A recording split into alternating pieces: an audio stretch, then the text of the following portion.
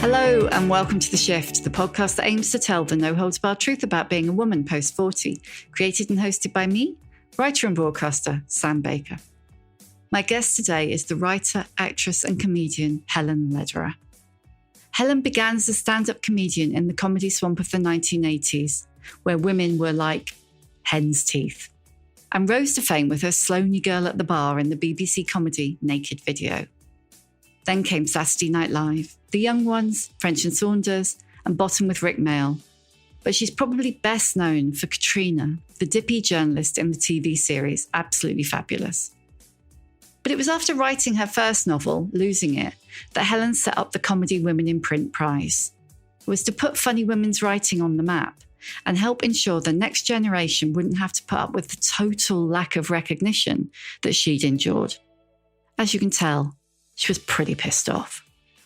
Now the woman Dawn French calls the third funniest woman in the world has written a hilarious and frequently painful memoir about surviving that swamp called Not That I'm Bitter.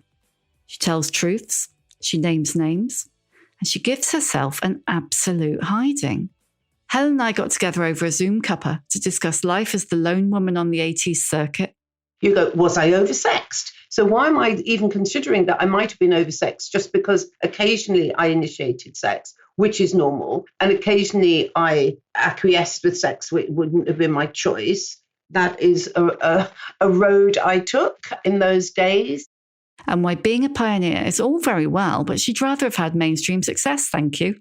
She also talked about professional jealousy, not being in the A-team, fear of authority, spending her life on a diet. Remember those Limits biscuits? Ugh. And being tougher on herself than anyone else.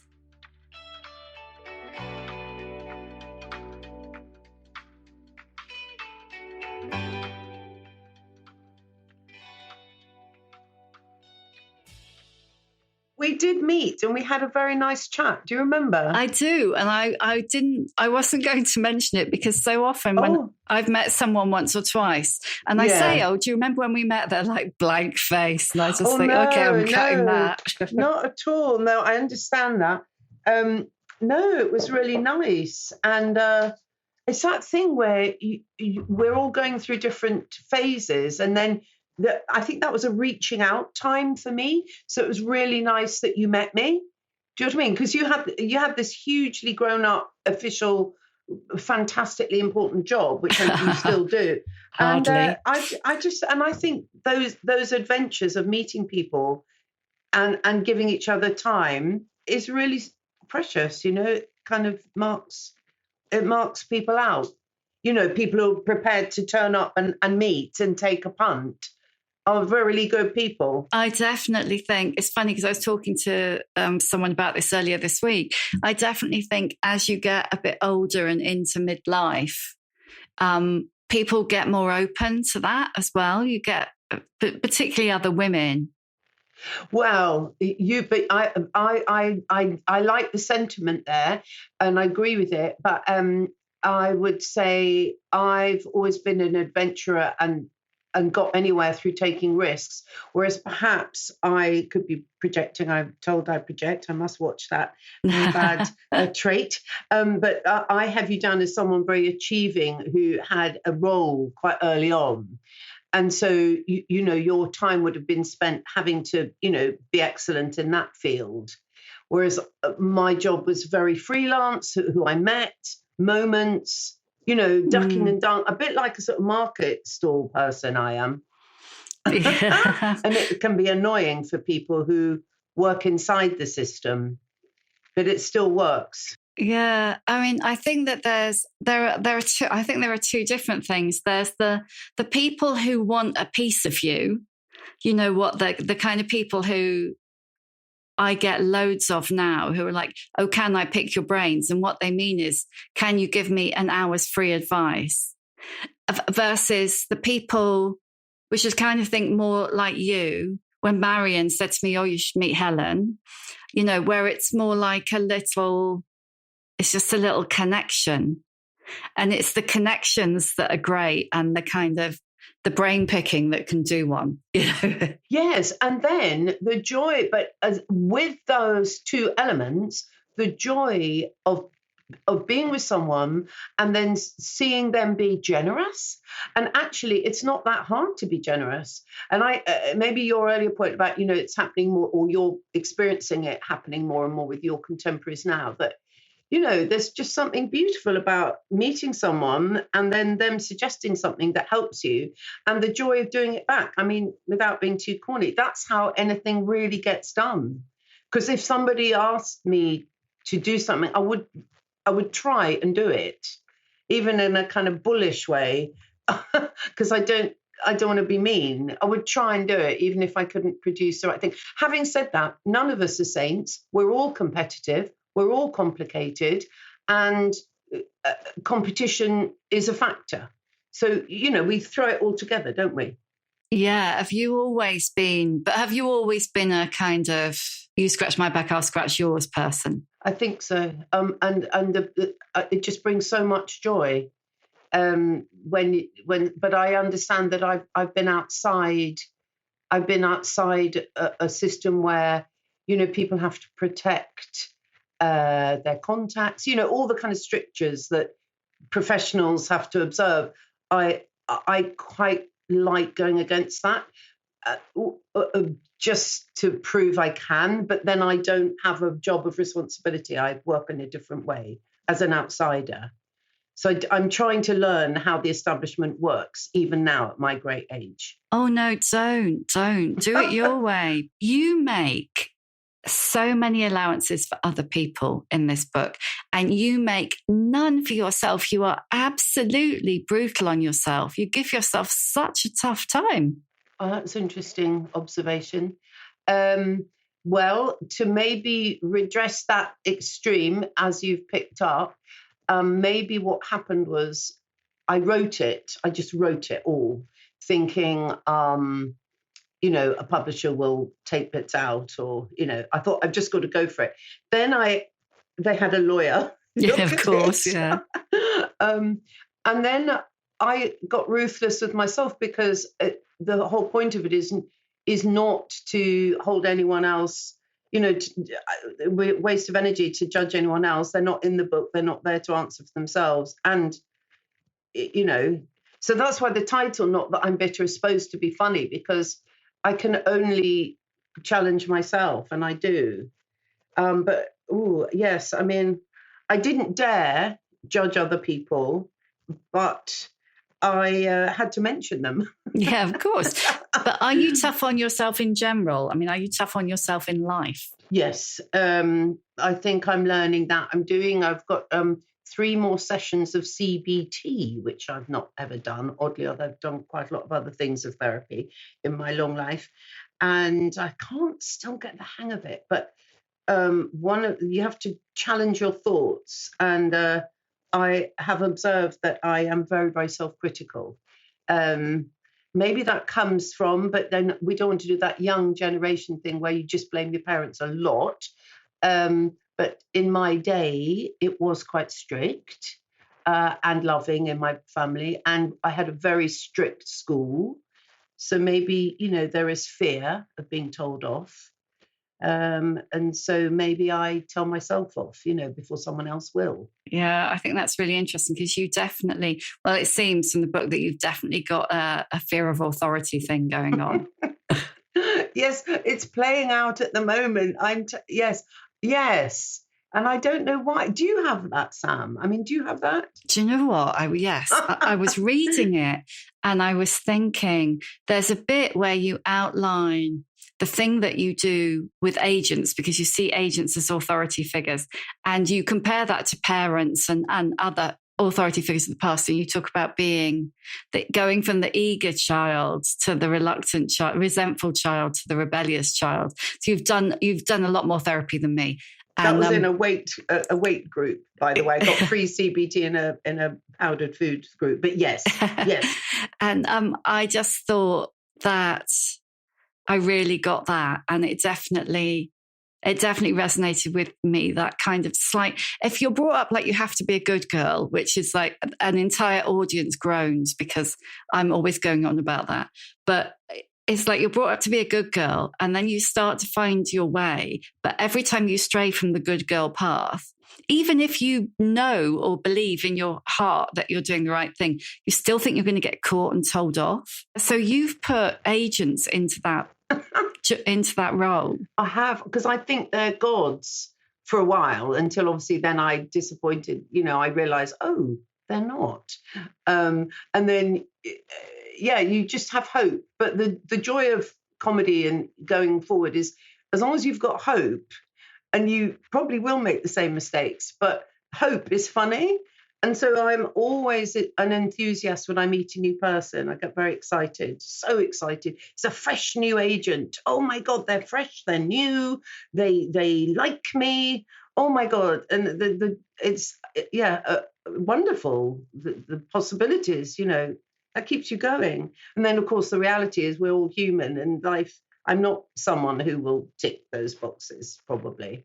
And then they're disappointed, and then they take it out on me, and I'm disappointed, take it out on them. And that's life, isn't it? Yeah, it is. When did you first feel like you should be ticking boxes you weren't ticking? There's a lot of talk now, isn't there, about being tested online for various, words, ADHD or something. But I don't think any of us are particularly normal. I haven't done that. Another person might recognize certain things. But I did have a problem concentrating, or I'm quite stupid, but I think maybe a bit of both. And I'd sort of lived in my head a lot. And so when I was revising for exams, I just remember daydreaming, going, I really want to pass this so well. I'd be thinking I'd be doing my revision. I'd be thinking about doing my revision, but not doing it. There's something wrong with my brain in that sense. So I didn't have a great success with passing exams at an early age. And the headmistress would come into the school, Miss Abraham, and then she'd read out all the names of the people who'd passed. And then she'd go, all those girls have passed, like that. And then my name wouldn't have been read out. And I go, oh my God. And I just remember the feeling of failure, like, oh my God, oh no, I've not passed. So that's kind of quite early on. I kind of sorted it later, but that stays with you, doesn't it? Totally. What was it? Was it public failure? Was it because you had to go home and tell your parents? What was it? Yeah, all of the really. above. Yeah, but everybody we all want to be on the winning team. Like I used to doodle the perfect leg in my book, my rough book, like of the calf. I just wanted nice calves. And, you just want to be, maybe other people don't so much as me. I just always wanted to be. And then that took up a lot of time, and there was less time to actually do the work or listen to instructions. So there was a little bit of a disconnect, I think, looking back in the class. But don't you remember that I was funny, and I checked with language. Sam, you're really good on language, because I thought you can't say the word fat now. So I had to go through it, putting large, forgive, so fat is not good. But, I am respectful of how language has evolved, and I probably have missed a few words out. Ooh. There were two girls in my class who were large, and the other one wasn't funny. I was. And I think if you ever do a reunion or something, you'll remember that spirit, won't you? There's always a funny one. I was that person. It's like you find your place, don't you? Like, are you the popular one, or the pretty one, or the funny one? Or how old were you when you became the funny one? I think I was funny in the family construct. Young, at home, I was very loved, but because I was wheezy and I got asthma, and they told, well, you've read this, they told me that. Yeah, but the listeners haven't, so you don't need to worry about that. Okay. Well, they discovered I had something called asthma quite early, and then my mum sort of said, you mustn't laugh because you'll get wheezy and die. We shouldn't say that, but that was the feeling. So people were quite cautious of when I showed off, in case I got overexcited, because I too can get very overexcited. I mean, I'm excited talking to you because I'm rather worried about the book. And I'm going, oh, Sam, she's friendly. Oh, we can have a chat. That's nice. I get extremely excited at things like this, because life itself is quite hard. Yeah. Well, you have to generate that excitement in yourself, don't you, to keep motivated and curious. And new stuff is always exciting. Yes. And then you see, now I'll test myself thinking, when I said life is very hard, then I'm thinking, oh my God, what's going on in the world now? It's just awful. I didn't mean that. I just mean sometimes living in my head where I am judging myself and worrying, because right now I'm having to make decisions and, having to promote. And, did you think, Sam, that it was too personal, the book? No, it's a memoir. No, I didn't. I loved it, and I'm being the age I am, which is 57. You're young, obviously. I thank you for saying that. I love that because it's that thing when people come on and they say, "Oh God, I'm going to be 50 next year," and I'm like, whippersnapper. Yeah, total. Yeah, because all of those moments, the kind of the young ones and Ab Fab, and that the comedy swamp of the 1980s, which I really want to talk about. All of those moments really resonated with me, but also you're generous with your own experience. I'm sure there's lots of stuff that's not in there, because that's the thing. Of course, I mean, Jesus, you'd probably be arrested. We don't need to go there. Well, I would. And that is a worry. I mean, I've said in the back, being arrested is a worry, constant fear. No, but in the back, I said, look, I mean, this is all truthful, but then where it looked like I was making somebody else culpable, then obviously I wouldn't do that. So, because it has to come back on me. So, it's me to do it. I have to be responsible for myself. That's the thing. I think, if anything, you've overcompensated on that front, so you should be reassured in that. But I think... but then that might sound rather feble and disingenuous. No, stop it.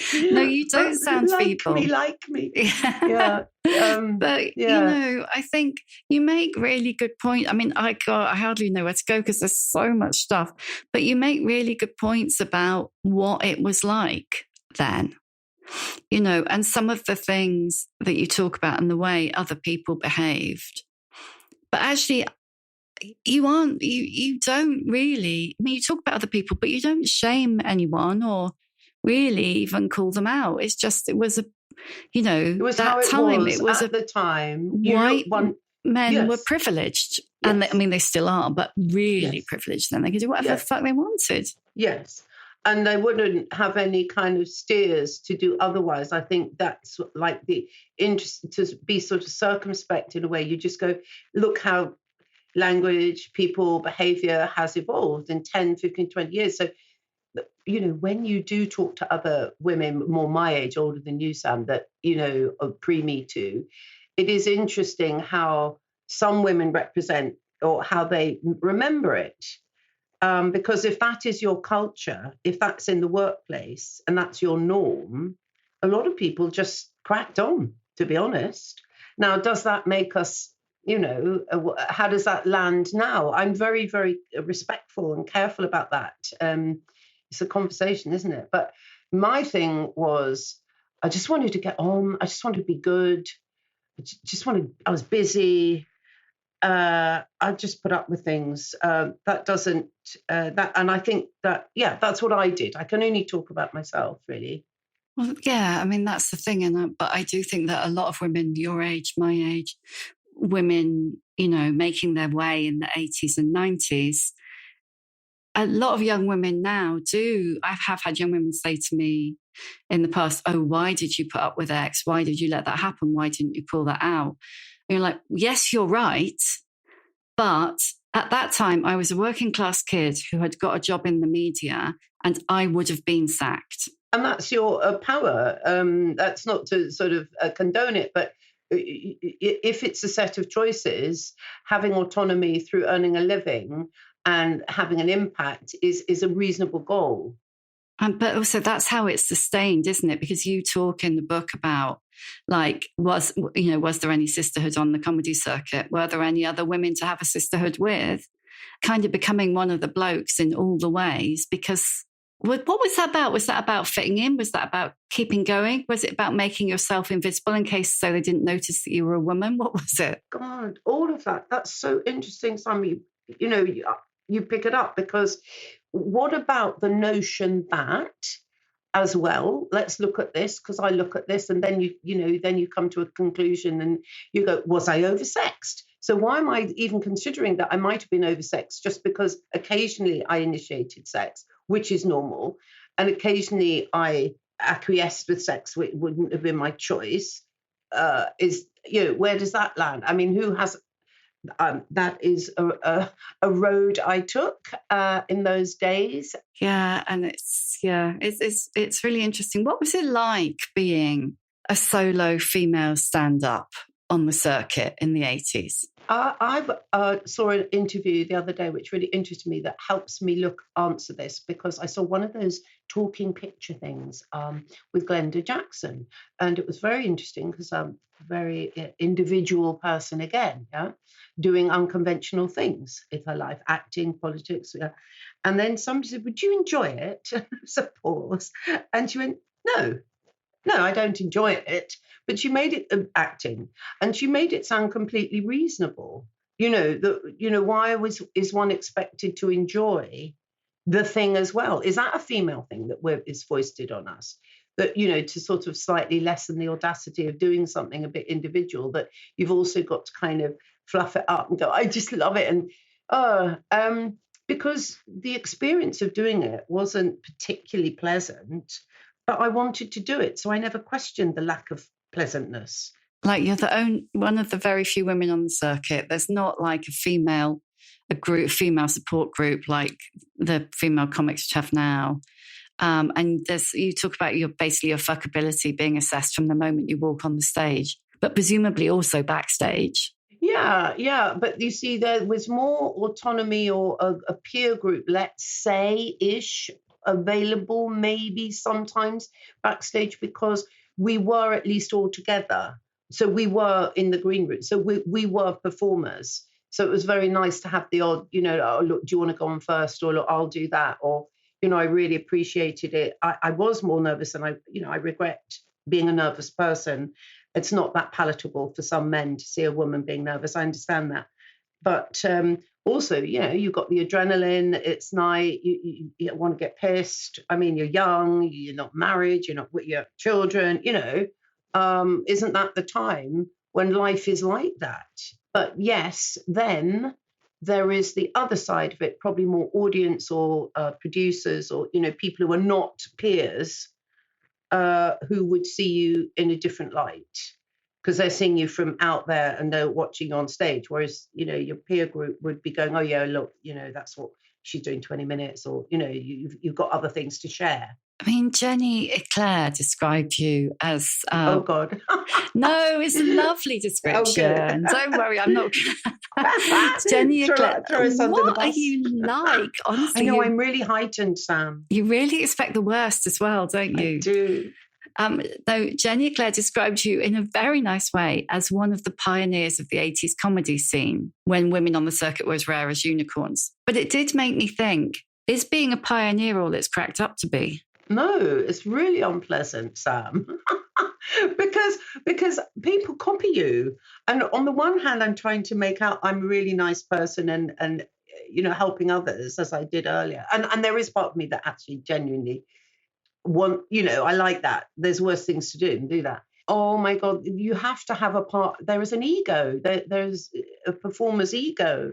And if I go to the trouble of writing some material and coming up with it, and the pain and the thought and the failure that it takes to get some honed material, let's say, and then if you think rightly or wrongly you're being copied, that is hard. It's hard to go, yep, I'll just be a very graceful person. I'm Jesus. I'm here to do good, and others, spread good. No, so I can be very small-minded and fierce about taking that route that I've done, and not graceful. But I do check myself.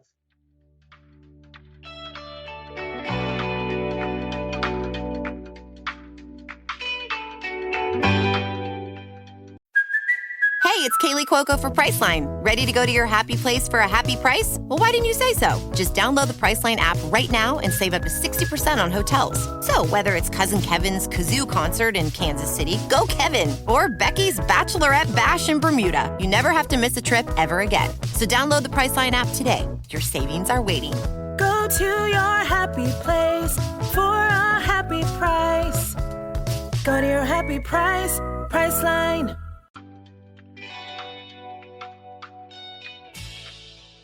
Do you sometimes feel like, the book is joking, not joking, not that I'm bitter.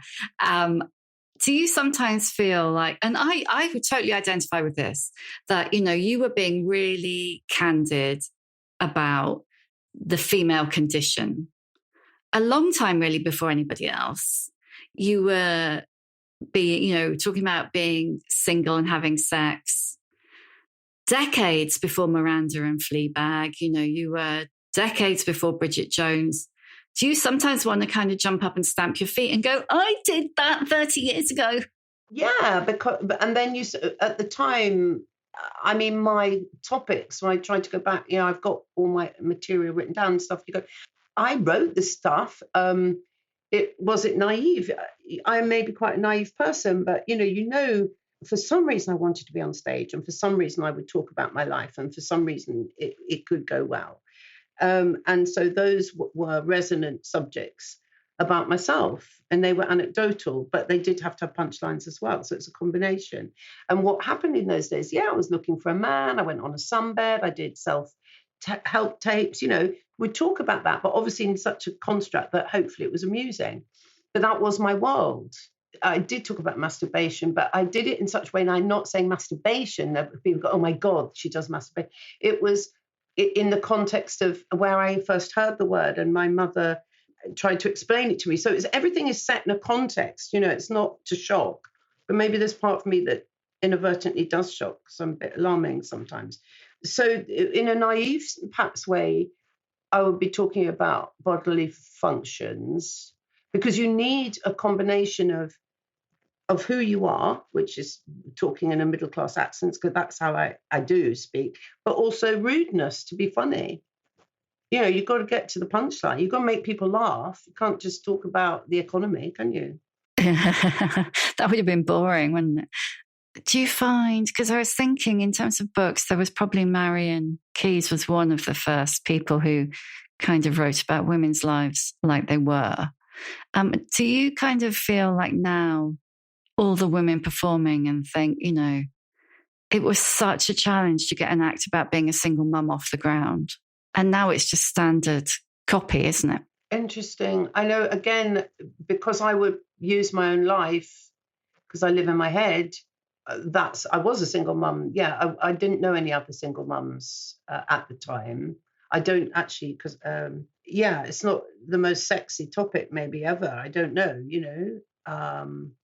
talking about how one sits and fits in society. But I remember in general, when I turned off, when men would start talking about their kids, and you go, oh, I don't want to hear about your kids. I want to hear about you. I want you sharp and funny and vibrant. So sometimes I don't like hearing about pets and children as well. Do you know what I mean? Be it a male or a female.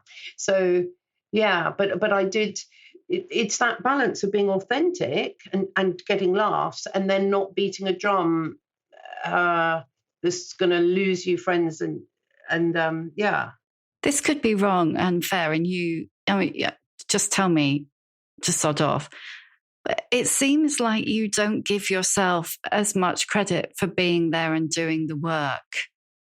With good reason, and maybe that's part of the symptom or a consequence that we were talking about earlier about the climate, because I wasn't. I thought genuinely thought I'd get my own TV series without an arrogance about it. I just genuinely believed it, because I was always writing stuff. I was phoning people up for jobs. I'm busy, like I am now, trying to promote the book. It's horrendous. And because that didn't happen, and then I think I said in my 40s, I really, really struggled with other people's success. I went through a phase of or it's not fair. And then, of course, you just have to go, you know what, you could have a series and then it's over and then not get another series. And you just, you can't go on being cross about what you haven't got. But I never, you know, in the pecking order that we all make comparisons, you can do, but you can try and be useful about it. You know, in the pecking order, those are the people who've done X, Y, and Z. I am not one of them. I don't belong in their group. And I don't. So you just have to kind of suck it up and do your own thing. And that's not always easy. At what point in your life did you kind of reach that, what's the word? I don't know, equilibrium with yourself? Acceptance. That's it. Got brain fog, sorry. No, I mean, I've had a lot of time. I've had more years to reflect on it. And you just go, it's really ugly to be bitter. It's pointless, you know, be interested or celebrate other people's time, you know, in the light. And actually, it can be very stimulating and joyous. You know, like when you read somebody else's funny text, you go, oh my God, this is so nice. You know, you feel connected to other people. So there's a lot of plus points. And the only person that is being harmed is yourself, really. Can we talk a little bit about diet and body image? You are incredibly, not alarmingly truthful. You are incredibly candid in the book about your body image struggles. And you say, there's one line which just really, really resonated with me. And it's a thing that you are not really allowed to say out loud anymore. But I think thousands and thousands of women will go, yes. You said, I've always believed that if I could just have the perfect body, then the fear of failure would go away. I know that you're not the only one who feels like that. I've definitely felt like that. But it's like, it is something we're not allowed to say anymore. Do you know, can you remember when that started, when you first looked in the mirror and thought, I'm not right? Well, I think it's about weight. I think we all come in different shapes and sizes, so we can't do too much about that. I think in this society, we are all different, aren't we? Our features. There's evidence to suggest that we are all unique, but it's the weight. So I can't do much about my face. That's done. It is what it is. I mean, obviously you can do certain things, but not in it to refashion it too much. I don't know how conscious I was of it, but obviously I was fat, large. And then so that stays with you. It just stays with you. And then you just look at what we call normal looking bodies, and you just would really like to have a normal body, but you just would. That's how I remember it. But now, and then, of course, going back now, you go, well, look, if I want a job, or if I dared want to go to America to, audition for something, where they do it on a Zoom, probably be a face, but you just have to stand up, wouldn't you? And you just know that, look, if I was a couple of sizes down, I'd be giving myself a better chance. People like normal. So I've always wanted, I've always just thought, it'd be so nice just to get a few pounds off, make me happy. That's weird, isn't it? But not unusual, I don't think. When did you first go on a diet? Can you remember? Yeah, I was 15 when they had, do you remember these, the limit biscuits that I took in for school, and I put them in. I don't know if I had to sneak them because about school lunch. So when we were in the sixth form, we were allowed a few more privileges, like we had a kettle in the, what do we call it? The common room.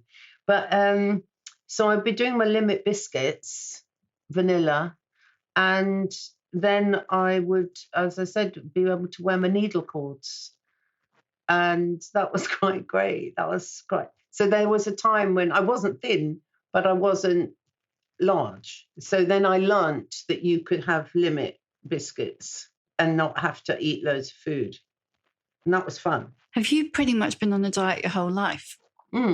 I don't, and when people try, all these kind people who've tried, and they sit down, they get a notebook out. So what's normal for you? And you just go, there isn't. I don't know.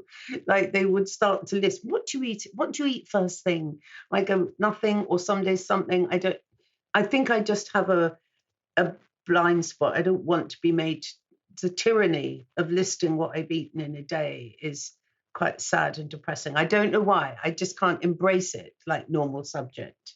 Well, I'm not sure that it's, I mean, I have to admit, I have been guilty of writing down what I eat in a day. I don't think it is good. I'm not sure it's like healthy to be that aware of it. I don't want to know what I've eaten. Yeah, that's it. Why would you make a list? What is it? To show someone? To show a teacher? No, because I'm sad and a bit obsessed. Well, you see, but obsession is hilarious. I love obsession. It's not sad. It's gorgeous when you just go, oh, what's your obsession? You know, like I'm trying to write a little experiment, write with someone else, and then we make a joke about it, but I always make her sit in the same seat. And it's just, we kind of got this tacit thing, like, no, you have to sit there and I have to get the same sandwich from Pret a Manger. Everything has to be the same. So now we just assume we do the same behaviors, although we might use different words. It's quite funny. Well, you don't want to jinx it, do you? Exactly, that's it. That is it. Yeah, let's be pragmatic about it. Yeah, forget the arty. Yeah, we have to succeed. Yeah. I mean, did you feel when you first got an agent and when you were first going for TV jobs, did you feel like you had to diet? So with them, yes, I'm trying to. I think I was less large there. I think there've been times when I look at photographs, which isn't often, just go, oh, blimey, what were you worrying about? You know, like when I was doing naked video, and you know, I'd go up there, although I was on slimming pills then, and I really didn't eat food. But was that the amphetamine years? Those were those gorgeous amphetamines that are banned. But they were great. It meant you didn't have to take responsibility for anything. You just know you wouldn't be eating. And when you're young, the fixes just occur quite quickly.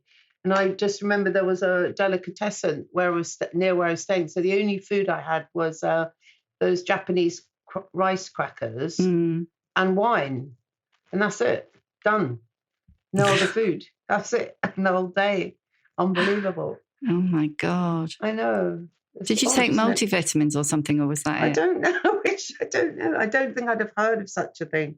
I don't remember. I mean, maybe I'm exaggerating, but I know that it wasn't, let's get in the canteen now and get a fry up for breakfast before we start rehearsing. It wasn't that, you know, wouldn't be normal. So I want to talk to you a little bit about aging. When did you go through the menopause? I think I went through relatively late, but I don't know what that means. In my 50s. The peri, oh my God.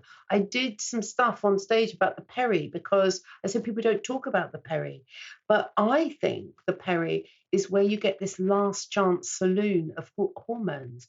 And I remember, this isn't in the books, I forgot about it, but I went off to Ibiza. This was before my daughter lived there or anything, for a yoga retreat. I'd finished writing my my comedy novel, and I just knew I had to go and do something different, just get away. So I just found it online, and oh my God, I think I must have been peri because I had this crush, like embarrassing crush on the owner of an English guy, on the owner of the retreat that they would, oh my God. I mean, like, where did that come from?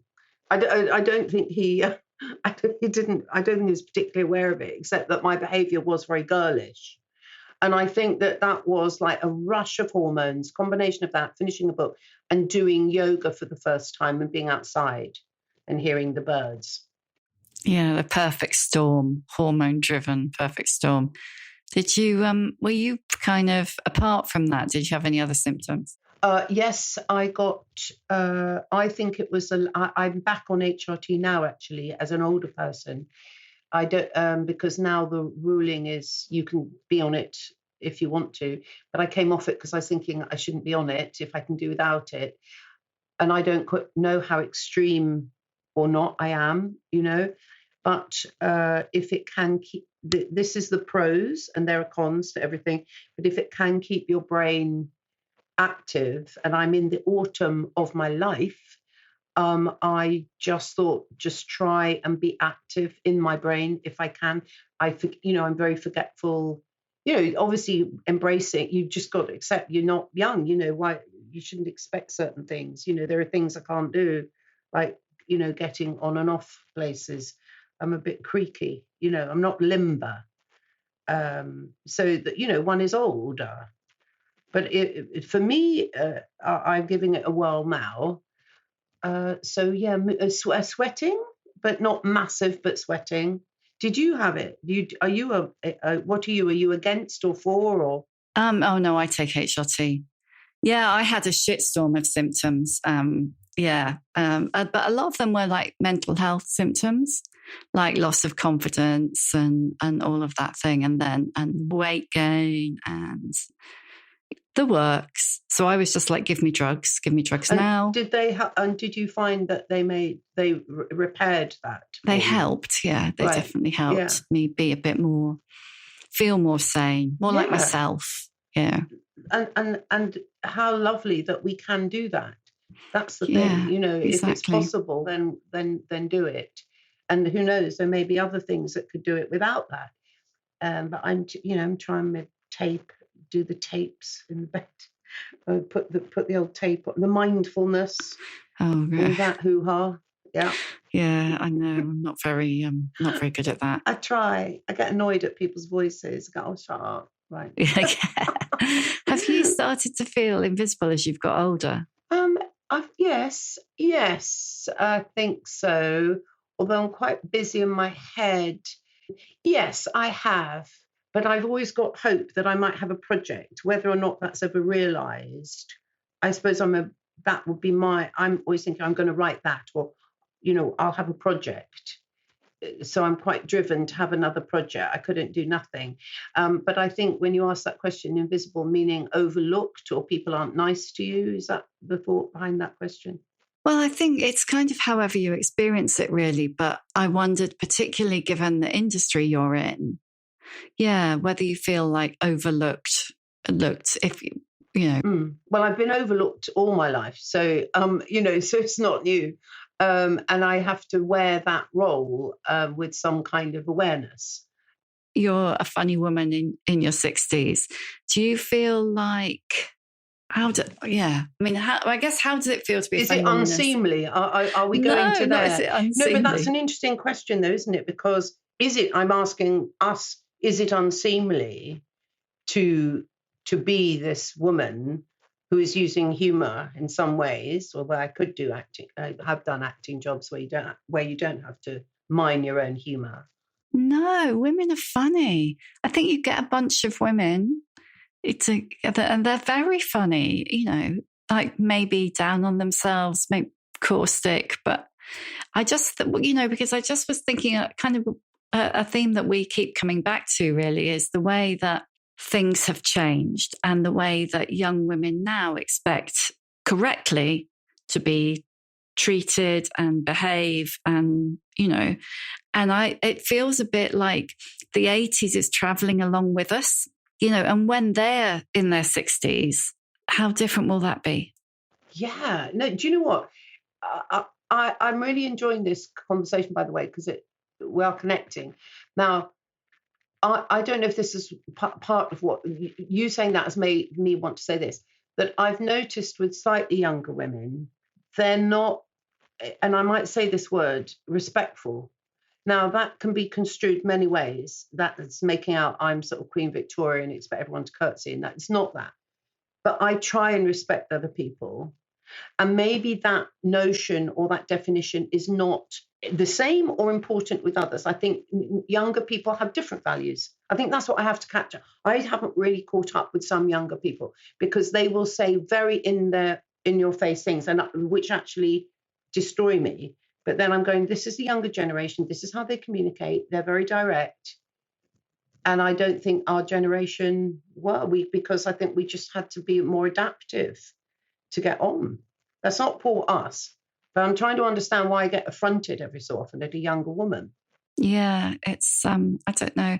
It's a difficult line to walk because it's like you were saying about you're learning how language has changed and all of those things. But also, I don't know about you, I can see myself in that I complained a lot that people didn't talk about menopause. And there was certainly a large amount of that. But there was also a certain amount of me, I wouldn't have wanted to hear it or talk about it.